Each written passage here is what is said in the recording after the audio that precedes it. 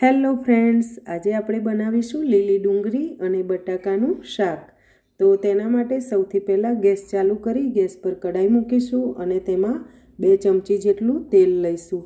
તેલ ગરમ થાય એટલે 1 ચમચી રાઈ ઉમેરીશું। રાઈ તતડે એટલે અડધી ચમચી જીરું ઉમેરીશું અને જીરું તતડે એટલે ચપટી હિંગ ઉમેરી દઈશું। અને હિંગ ઉમેરાઈ જાય પછી જે 2 મરચાં 5-7 કળી લસણની અને આદુ બધું ચોપ કરીને રાખેલું છે તે તેમાં ઉમેરી દઈશું અને આ રીતે તેને સોતે કરી લઈએ।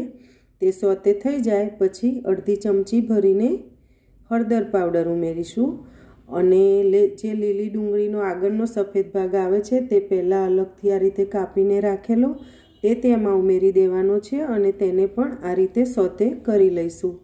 તે સોતે થઈ જાય પછી આપણે 2 મીડિયમ સાઇઝના બટાકા મેં કાપીને રાખેલા છે તેને તેમાં ઉમેરી દેવાના છે અને તે ઉમેરાઈ જાય એટલે તેમાં સ્વાદ પ્રમાણે મીઠું પણ ઉમેરી દઈશું અને મીઠું ઉમેરી જાય પછી તેને આ રીતે મિક્સ કરી લઈશું। તેલમાં થોડીક વાર આગા પાછા આ રીતે કરવાના છે 1-8 મિનિટ અને તે મિક્સ થઈ જાય પછી તેમાં આપણે 1 કપ જેટલું પાણી તેમાં ઉમેરીશું અને પછી ઢાંકીને 5 મિનિટ સુધી મીડિયમ ગેસ પર ચડવા દઈશું।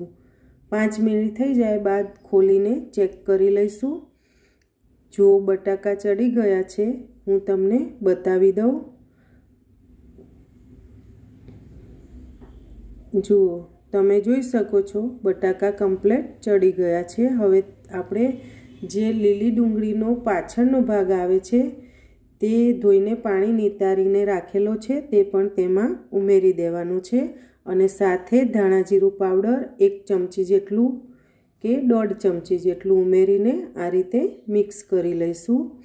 તેને પ્રોપર મિક્સ કરી લેવાનું છે 2 મિનિટ સુધી અને તે મિક્સ થઈ જાય પછી આપણે તેમાં 1 ટામેટું કાપીને રાખેલું છે તે પણ તેમાં ઉમેરી દઈશું અને મિક્સ કરી લઈશું।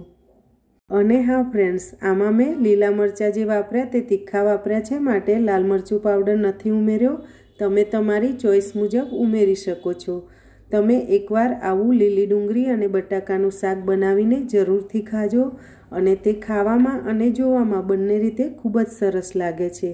તો હવે આપણું લીલી ડુંગળી અને બટાકાનું શાક રેડી છે, તેને સર્વ કરીએ અને ઉપરથી આ રીતે ધાણા ભભરાવી ગાર્નિશ કરીશું। Thank you for watching.